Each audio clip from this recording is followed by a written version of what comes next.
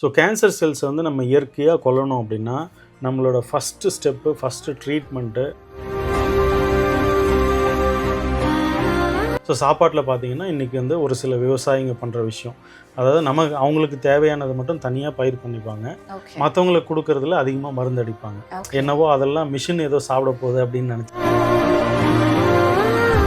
Mosquito repellents use பண்ணுவாங்க. அது மட்டும் இல்லாமல் எல்லா ஜன்னலையும் சாத்தி இருக்கும்போது perfect environment for cancer cell growth அப்படின்னு சொல்லலாம். இப்போ இந்த கேன்சர் செல்ஸை வந்து நம்ம கொல்லணும் அப்படின்னா சர்ஜரி பண்ணலாம், ஹீமோதெரப்பி கொடுக்கலாம், ரேடியேஷன் கொடுக்கலாம், இம்யூனோதெரப்பி கொடுக்கலாம். இந்த கேன்சர் செல்லையும் தனியாக ஐசோலேட் பண்ணி பட்டி போட்டு கொல்றதுக்கு ஒரு வழி இருக்கு. அதை பத்தி நம்ம டீட்டெயிலா நம்ம இப்போ பேசுவோம். ஸோ என்ன அப்படின்னு பாத்தீங்கன்னா, நம்ம உடம்புல வந்து பல செல்களால ஆன உடம்பு. இந்த செல்களுக்கு எல்லாமே மைட்டோகாண்ட்ரியா அப்படின்னு ஒண்ணு இருக்கும். நீங்க நீங்க இது வந்து நான் சொல்ல போறது ராக்கெட் சயின்ஸ் எல்லாம் கிடையாது, நீங்க ஸ்கூல் லெவல்ஸ்லயே படிச்சிருப்பீங்க. மைட்டோகாண்ட்ரியா அப்படின்னு ஒண்ணு இருக்கும். இந்த மைட்டோகாண்ட்ரியா பாத்தீங்க அப்படின்னா ரெண்டு முக்கியமான வேலை இருக்கு. அதாவது நம்ம சாப்பிட்ற சாப்பாடை ரிசீவ் பண்ணிட்டு எனர்ஜி ப்ரொடியூஸ் பண்ணது. நீங்க சொன்ன மாதிரி பவர் ஹவுஸ் ஆஃப் த செல் அப்படின்னு சொன்னீங்க இல்லையா? ஸோ எனர்ஜி ப்ரொடியூஸ் பண்றதுதான் ஒரு முக்கியமான வேலை. நீங்க மாவு சார்ந்த உணவு சாப்பிடுறீங்க. மாவு சார்ந்த உணவு அப்படின்னா கார்போஹைட்ரேட்ஸ்ல இருந்து கடைசியா கிடைக்கிறது என்னன்னா குளுக்கோஸ்.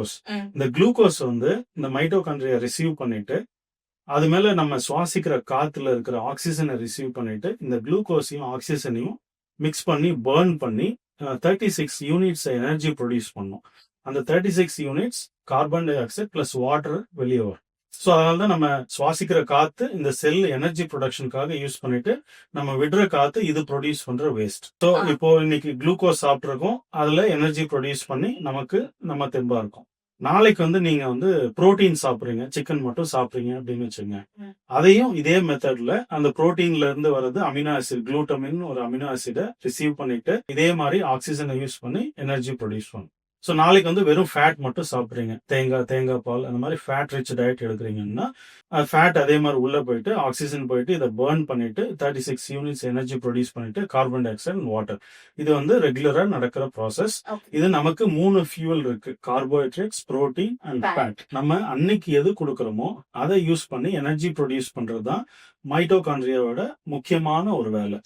ஸோ ரெண்டாவது வேலை என்னன்னு பாத்தீங்க அப்படின்னா ப்ரோக்ராம் செல் டெத் அப்படின்னு சொல்லுவாங்க. அதாவது மெடிக்கல் டேர்ம்ல அபாப்டாசிஸ். அதாவது ஒரு குறிப்பிட்ட நாட்கள் வந்தோடனே செல் வந்து சூசைட் பண்ணிக்கணும் தன்னைத்தானே. இந்த ப்ரோக்ராமோட தான் நம்ம உடம்புல இருக்கிற எல்லா செல்லுமே இருக்கு. ஸோ இப்போ ஃபார் எக்ஸாம்பிள் பாத்தீங்கன்னா ரத்த அணுக்கள் வந்து 120 நாள் தான் அதோட லைஃப் சைக்கிள். நீங்க கூகுள்ல கூட பாத்துக்கலாம். லிவரோட லைஃப் சைக்கிள் பாத்தீங்கன்னா 6 மாசம். குடலோட லைஃப் சைக்கிள் பாத்தீங்க அப்படின்னா 3 நாட்கள் தான். ஸோ ஒரு செகண்டுக்கு 300 பில்லியன் செல்கள் இறந்துட்டு பிறந்துகிட்டே இருக்கும். ஸோ கான்ஸ்டன்டா இந்த இறந்து பிறந்துட்டு இருக்கிற இந்த ரெஜியூனேட் ஆகுற இந்த ப்ரோக்ராம் வந்து யார் கண்ட்ரோல்ல இருக்கு அப்படின்னா மைட்டோகாண்ட்ரியா அப்படின்ற ஒரு பொருள்கிட்ட அந்த கண்ட்ரோல் இருக்கு. இப்போ இது நார்மல் செல்லு நடந்துட்டு இருக்கிற வேலை. இப்போ இந்த செல் எப்படி கேன்சர் செல்லா மாறுது அப்படின்னா இந்த மைட்டோகாண்ட்ரியா கிட்ட இருக்கிற அந்த ப்ரோக்ராம அது மறந்து போறதுனால தான் அது கேன்சர் செல்லா மாறுது. ஸோ நார்மல் செல்லுல மைட்டோகாண்ட்ரியா நல்லா இருக்கும், அது கேன்சர் செல்லா மாறும்போது மைட்டோகாண்ட்ரியா கெட்டு போயிடும். அதாவது டேமேஜ்டு மைட்டோகாண்ட்ரியா அப்படின்னு சொல்லுவாங்க. ஸோ மைட்டோகாண்ட்ரியா கெட்டு போனதுனால அது கேன்சர் செல்லா மாறுது.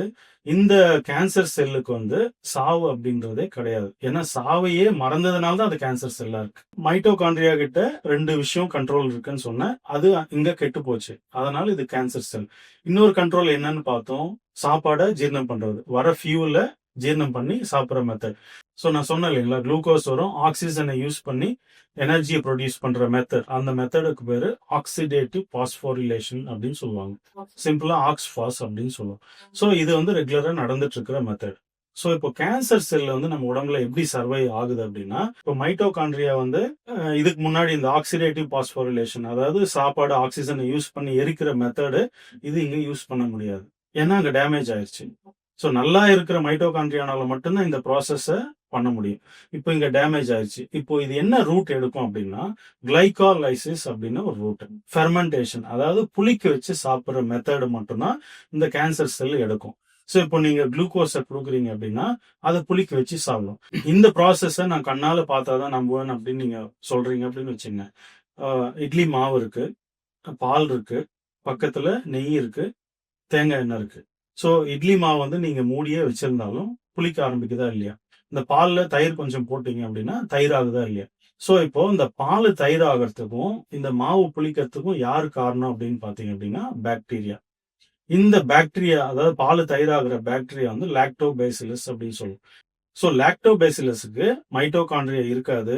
கேன்சர் செல்லுக்கு மைட்டோகாண்ட்ரியா டேமேஜ் ஆயிருக்கும். லாக்டோபேசிலஸும் இந்த கேன்சர் செல்லும் புளிக்க வச்சு சாப்பிடுற மெத்தட் மட்டும்தான் யூஸ் பண்ணும். சரிங்களா? ஸோ இப்போ புளிக்க வச்சு சாப்பிடுது அப்படின்னா, நீங்க கார்போஹைட்ரேட் குடுக்குறீங்க அப்படின்னா, அத புளிக்க வச்சு சாப்பிடும். புரோட்டீன் குடுக்குறீங்கன்னா, அத புளிக்க வச்சு சாப்பிடும்.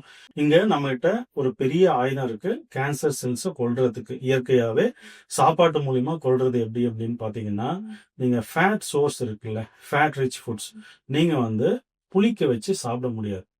இப்போ மாவு புளிச்சது, தயிர் புளிச்சது, பக்கத்துல இருந்த நெய்யோ, தேங்காய் எண்ணெயோ ஏன் புளிக்கல அப்படின்னா, மைட்டோகாண்ட்ரியா டேமேஜ் ஆன ஒரு செல்லு. இல்ல மைட்டோகாண்ட்ரியா இல்லாத ஒரு செல்லுனால கொழுப்பு சார்ந்த உணவுகளை சாப்பிட முடியாது. இவ்வளவுதான் இந்த சிம்பிள் கான்செப்ட். அப்போ டேமேஜ் ஆன மைட்டோகாண்ட்ரியா எங்க இருக்கு? கேன்சர் செல்ல இருக்கு. நார்மல் செல்லுக்கு மைட்டோகாண்ட்ரியா நல்லா இருக்கும். டேமேஜ் ஆன மைட்டோகாண்ட்ரியா இருக்கிற கேன்சர் செல்லுனாலயோ இல்ல லாக்டோபேசிலஸ் அந்த பாலை தயிராக்குற அந்த கிருமினாலயோ பக்கத்திலேயே இருந்த நெய்யையோ இல்ல தேங்காய் எண்ணெயோ சாப்பிட முடியும். கேன்சருக்கான ட்ரீட்மெண்ட் பாத்தீங்க அப்படின்னா சாப்பாட்டுல இருந்து ஆரம்பிக்கணும். நம்மளோட வீட்டில் நம்ம சமையல் அறையில இருந்தா ஆரம்பிக்கணுமே கேன்சருக்கான ட்ரீட்மெண்ட். அதை தவிர்த்துட்டு நீங்க வந்து ஒரு கேன்சர் பேஷண்ட்டுக்கு வந்து வெள்ளை அரிசியில் செஞ்ச இட்லி, தோசை, பொங்கலோ இல்லை கோதுமையில் செஞ்ச பூரி, சப்பாத்தி, சேமியா, உப்புமா இந்த சார்ந்த உணவு நீங்கள் கொடுத்துட்டே வந்தீங்க அப்படின்னா, இப்போ நீங்கள் கேன்சர் செல்ஸை கொல்லணும்னு ஒரு ட்ரீட்மெண்ட்டை பண்ணுறீங்க, கீமோவோ ரேடியேஷனோ. ஸோ அந்த கீமோ ரேடியேஷன் முடித்த அடுத்த நிமிஷமே நீங்கள் வந்து அமெரிக்காவிலேருந்து அடையாறு வரைக்கும் நீங்கள் ஹாஸ்பிட்டலில் தங்கி பார்க்குறீங்க அப்படின்னா, உங்களுக்கு கொடுக்குற சாப்பாடு என்ன? ஒன்று சாண்ட்விட்சு, இல்லை ப்ரெட்டு, இல்லை பால், இல்லை உப்புமா, இல்லை இட்லி, தோசை, இல்லை ஏதாவது ப்ரோட்டீன் ஷேக்ஸோ இல்லை ப்ரோட்டீன் பவுடர்ஸ். இது வந்து ஒரு பக்கம் நீங்கள் ட்ரீட்மெண்ட் பண்ணி கொல்றேன் அப்படின்ட்டு ட்ரீட்மெண்ட் பண்ணுங்க. அதே சமயம் நீங்கள் இப்போ சாப்பிட்ற இந்த சாப்பாடு கேன்சர் செல்ஸை ஃபீட் பண்ணும். அது வந்து அந்த மைட்டோகாண்ட்ரியா டேமேஜ் ஆனதுனால அதுக்கு மரணமே இல்லைன்றதுனால தான் அது கேன்சர் செல். அதுக்கு போயிட்டு நீங்கள் வந்து திரும்ப திரும்ப சாப்பாடு ஃபீட் பண்ணிகிட்டே இருந்தீங்க அப்படின்னா, ஸோ இந்த கேன்சர் செல்ஸை வந்து நீங்கள் முழுமையாக ஒழிக்கவே முடியாது. ஸோ நிறைய பேஷண்ட்டுக்கு இன்றைக்கி வந்து 1 மாதத்தில் இல்லை 2 மாதம் இல்லை 6 மாதம் 1 வருஷம் 5 வருஷத்துக்குள்ளே ரிலாப்ஸ் ஆனவங்க திரும்ப திரும்ப வேறு இடத்துல ஸ்ப்ரெட் ஆகி 1வது ஸ்டேஜில் இருக்க 4வது ஸ்டேஜ் போகிறதுக்கு காரணம் என்ன அப்படின்னா, அதனோட அடிப்படை புரிதலே நம்ம தவறாக இருக்குன்றதுனால தான். ஸோ அதுக்கான சாப்பாடு வந்து நம்ம கான்ஸ்டண்ட்டாக கொடுத்துட்டே இருக்கிறதுனால தான். ஸோ இதை வந்து நிறைய பேர் என்ன அப்படின்னா ஜெனட்டிக் அப்படின்னு தான் புரிஞ்சுக்கிறாங்க. ஸோ நம்ம பெரியவங்களுக்கு இருந்தது அதனால் எனக்கு வந்திருக்கலாம் அப்படின்ட்டு. ஸோ இதை வந்து ஜெனட்டிக்கை விட என்விரான்மெண்ட் அதிகமாக ரோல் ப்ளே பண்ணுது அப்படின்ட்டு ப்ரூவ் பண்ணாங்க. என்ன அப்படின்னா ஒரு ட்வின் ஸ்டடி அப்படின்ட்டு. ஸோ ஜப்பான்லேருந்து ஒரு ட்வின்ஸ் எடுத்துக்கிறாங்க. அதில் 2 பேரில் ஒருத்தர் வந்து ஜப்பான்லேயே இருந்துட்டு ட்ரெடிஷ்னல் ஃபுட் ஜப்பானோட ட்ரெடிஷ்னல் ஃபுட்டு அங்கே இருக்கிற அவங்க லைஃப் ஸ்டைலுக்குள்ளேயே வாழ்கிறாங்க. ஓகே. இன்னொருத்தவங்க என்ன பண்ணுறாங்க அப்படின்னா வெஸ்டர்ன் கண்ட்ரிக்கு போகிறாங்க, அமெரிக்காவுக்கு போகிறாங்க. அங்கே இருக்கிற அவங்களுக்கு வெஸ்டர்ன் டயட் வந்து அடாப்ட் ஆகுறாங்க. Western culture plus late night parties, late night sleep இந்த கல்ச்சருக்கு அடாப்ட் ஆகுறதுனால ஸோ அவங்களுக்கு வந்து பிரெஸ்ட் கேன்சர் வந்து தான் ப்ரூவ் பண்ணுறாங்க. ஸோ இப்போது ஜெனட்டிக் வேலை செஞ்சுருக்கணும் அப்படின்னா இவங்களுக்கும் அதே சமயத்தில் இந்த பிரச்சனை வந்திருக்கணும், எங்கள் ஜப்பானில் இருந்தவங்களுக்கும். ஸோ ஜப்பானில் இருந்தவங்களுக்கு வரல, அமெரிக்காவில் இருந்தவங்களுக்கு வருது அப்படின்னா நம்ம சுற்றி இருக்கிற food habits, eating habits, life style தான் நமக்கு கேன்சர் வரணுமா இல்லையா அப்படின்றது தீர்மானிக்குது. இப்போது அந்த மைட்டோகாண்ட்ரியா டேமேஜ் ஆகிறதுனால தான் நமக்கு கேன்சர் வருது அப்படின்றது பார்த்தோம். ஸோ இந்த மைட்டோகாண்ட்ரியா வந்து டேமேஜ் ஆகிறதுக்கு நிறைய காரணங்கள் இருக்குது. ஸோ சாப்பாடு ஒன்று சொல்லலாம், மன அழுத்தம், அப்புறம் late night food, late night sleep, lack of exercise, lack of sun bath, இதெல்லாம் இதெல்லாம் வந்து ஒரு ஆர்டிஃபிஷியல் லைஃப்பில் நம்ம வாழ்ந்துட்டு இருக்கிறதுனால இந்த மைட்டோகாண்ட்ரியா டேமேஜ் ஆகுது. நம்ம காலையிலேருந்து நம்ம என்னென்ன பண்ணுறோம் அப்படின்னா ப்ரஷ் பண்ணுறதுலேருந்து நம்ம யூஸ் பண்ணுற சோப்லேருந்து அங்கேருந்தே கெமிக்கல்ஸ் வந்து ஸ்டார்ட் ஆகுது. ஸோ அது மட்டும் இல்லாமல் காலையில் சாப்பிட்ற சாப்பாடு எடுத்துக்கிட்டிங்க அப்படின்னா இல்லை அரிசியோ கோதுமை சார்ந்த உணவு எடுக்கிறீங்கன்னா அதை பயிர் பண்ணுறதுக்கு herbicides, fungicides, pesticides and fertilizers 4 விஷயங்கள் வந்து நம்ம யூஸ் பண்ணுறோம். ஸோ அதுவும் ஒரு கெமிக்கலி டிரைவ்டு ஒரு விஷயம் அப்படின்னும் போது நம்ம சாப்பிட்ற சாப்பாட்டில் காலையில் எழுந்ததுலேருந்து சாப்பிட்ற சாப்பாட்டிலேருந்து கெமிக்கல்ஸ் வந்து அதிகமாக இன்வால்வ் ஆகுது. ஸோ அப்போது அப்படி நம்ம அந்த கெமிக்கல்னால இந்த ஃபெர்டிலைசர்ஸ் மூலயமா விளைவிச்ச அந்த சாப்பாடை சாப்பிட்டா கூட ஜீரணம் ஆகலை அப்படின்னு சொல்லிட்டு பிங்க் கலரில் ஒரு ஃப்ளூயிடை குடிக்கிறோம். அதில் என்ன இருக்குன்னா அலுமினியம் ஹைட்ராக்சைடு இருக்கு. ஸோ இதெல்லாம் மைட்டோகாண்ட்ரியா டேமேஜ் ஆகிறதுக்கு காரணங்கள் சொல்கிறேன். ஸோ அந்த சாப்பிட்ற சாப்பாட்டுக்கு ஜீரணம் ஆகிறதுக்கு ஒரு ஃப்ளூயிடு, அது இல்லாமல் ஸோ அப்படியே ஜீரணமாகி உள்ளே போன ஒரு சாப்பாடு வந்து அதனால் ஒரு சுகரோ பிபியோ வருது அப்படின்னா அதுக்கும் ஒரு மாத்திரை மருந்து. இந்த இல்லை ஆஸ்துமா வீசிங் வருதுன்னா அதுக்கும் ஒரு இன்ஹேலர்ஸோ இல்லை மருந்தோ யூஸ் பண்ணுறோம். எல்லாம் சாப்பிட்டதுனால தானே வந்திருக்கு. ஸோ அது மட்டும் இல்லாமல் இந்த சாப்பிட்ட சாப்பாடு ஜீரணமாகி வெளியே போகணும்னாலும் ஒரு மருந்து, அதுவும் கெமிக்கல்ஸ். ஸோ அப்பயாவது நம்ம உடம்பை விட்டோமா அப்படின்னா நைட்டு வந்து எல்லா ஜன்னலையும் சாத்திட்டு ஏசி யூஸ் பண்ணி தூங்குறோம். இப்போ என்ன அப்படின்னா எல்லா ஜன்னலையும் சாத்திட்டு நீங்கள் தூங்கும்போது பர்டிகுலராக கேன்சர் பேஷண்ட்டுக்கு இது ரொம்ப பொருந்தும். ஆக்சிஜன் இல்லாத இடத்துல தான் கேன்சர் செல்ஸ் வந்து நல்ல க்ரோ இருக்கும். ஸோ நம்ம உடம்புல 2 இடத்துல ரொம்ப ரேராக கேன்சர்ஸ் வரும். ஒன்று வந்து ஹார்ட்டு, இன்னொன்று வந்து ஸ்மால் இன்டெஸ்டைன். நீங்கள் வந்து ஸ்மால் இன்டெஸ்டைனில் ஒரு சில கேன்சர் பேஷண்ட்ஸை பார்த்துடலாம். ஹார்ட்டில் கேன்சர் வந்திருக்கு அப்படின்றது நீங்கள் ஒரு 10 பேரை கூட தமிழ்நாட்டில் காட்ட முடியாது. ஸோ இப்போ ஹார்ட்டில் ஏன் கேன்சர் வரல, இப்போ ஜெனட்டிக்னால வருதுன்னா ஹார்ட்லேயும் வந்திருக்கணும்ல. ஏன்னா கெட்டுப்போன ஜீன்ஸ் ஒரு 10 பேர் கூட இருக்காது. ஸோ ஹார்ட்டில் ஏன் வரல அப்படின்னா அதிகப்படியான பாடி டெம்பரேச்சர், அதிகப்படியான ஆக்சிஜன் இருக்கிற இடம், அந்த இடத்துல மைட்டோகாண்ட்ரியா நல்லா இருக்கும். அதனால கேன்சர் செல்லாக மாறாது. அது ஹார்ட்டில் மட்டும் அது அதிகப்படியான பிளட் சர்க்குலேஷன், பாடி டெம்பரேச்சர் எல்லாம் இருக்கிற விஷயம். சிறுகுடல்லையும் நமக்கு வந்து சாப்பாடு ஜீரணம் பண்ணுறதுனால ஒரு பாடி அந்த டெம்பரேச்சர் அதிகமாக இருக்கும், ஆக்சிஜன் அதிகமாக இருக்கும். அதனால் மைட்டோகாண்ட்ரியா இருக்கும், நல்லா இருக்கும். இப்போ நீங்கள் எல்லா ஜன்னலையும் சாத்திட்டு தூங்குனீங்க அப்படின்னா உங்களுக்கு தேவையான ஆக்சிஜன் வந்து சரியாக கிடைக்கல அப்படின்னா அங்கே கேன்சர் செல்ஸ் நல்லா க்ரோ ஆகும். ஸோ ஒரு கேன்சர் பேஷண்ட் வந்து ஏசியை யூஸ் பண்ணாலும் ஜன்னலை கொஞ்சமாக திறந்து வச்சுட்டு ஃப்ரெஷ்ஷு காற்று அவங்க ப்ரீத் பண்ணிகிட்டே இருக்கணும். இது எப்படி ப்ரூவ் பண்ணுறாங்க அப்படின்னா கேன்சர் செல்லு வந்து அனரோபிக் அப்படின்னு சொல்லுவாங்க. ஆக்சிஜன் இல்லாத இடத்துல கூட அது நல்லா வளரும். 1930s வந்து ஓட்டோ வார்பர்க்ன்றவர் ஒரு கேன்சர் கட்டியை வந்து ஒரு பாக்ஸில் உள்ளே வச்சுட்டு சுகர் சிரப்பை ஊற்றிட்டு நல்லா டைட்டாக பேக் பண்ணி வச்சிடறாரு. ஸோ ஒரு 2 நாள் கழித்து வந்து பார்த்தா கேன்சர் செல்ஸ் வளர்ந்துருக்கு. ஸோ இது எப்படி வளருது, ஆக்சிஜனே இல்லாத இடத்துல எப்படி வளர்ந்துருக்கு அப்படின்னு பார்த்தா அதுக்கான ஃபியூவலை நீங்கள் கொடுத்துட்டாலே அது ஆக்சிஜனே யூஸ் பண்ணாமல் வளரும் அப்படின்றது வார்பர்க் எஃபெக்ட் அப்படின்றது இருக்குது. ஸோ வார்பர்க் எஃபெக்ட் அப்படின்றது என்ன அப்படின்னா சுகர் சிரப், அதாவது குளுக்கோஸை வந்து கொடுத்துட்டு ஆக்சிஜன் இல்லாத இடத்துலையும் கேன்சர் செல்னால் வளர முடியும். ஏன் அது ஆக்சிஜன் யூஸ் பண்ணல அப்படின்னா மைட்டோகாண்ட்ரியா டேமேஜ் ஆனதுனால தான் அது ஆக்சிஜனை யூஸ் பண்ணி அதை வந்து எனர்ஜி ப்ரொடியூஸ் பண்ண முடியல. ஸோ அப்போ வந்து கேன்சர் பேஷண்ட்டு அதிகப்படியான ஆக்சிஜனை வந்து நல்லா ப்ரீத் பண்ணணும். எப்போவுமே அவங்க வந்து ஃப்ரெஷ் ஏரை ப்ரீத் பண்ணிகிட்டே இருக்கணும். ஸோ விடிய காலம் எழுந்திரிச்சு அவங்க மூச்சு பயிற்சி பண்ணும்போது நார்மல் செல்ஸில் இருக்கிற மைட்டோகாண்ட்ரியாவை, இம்யூனிட்டி செல்ஸை நல்லா பலப்படுத்த முடியும். ஸோ அது மட்டும் இல்லாமல் நம்ம ஃபேட் ரிச் டயட்டு கொடுக்கும்போது கேன்சர் செல்ஸை நீங்கள் சுருங்கிறத அப்படியே பார்க்க முடியும்.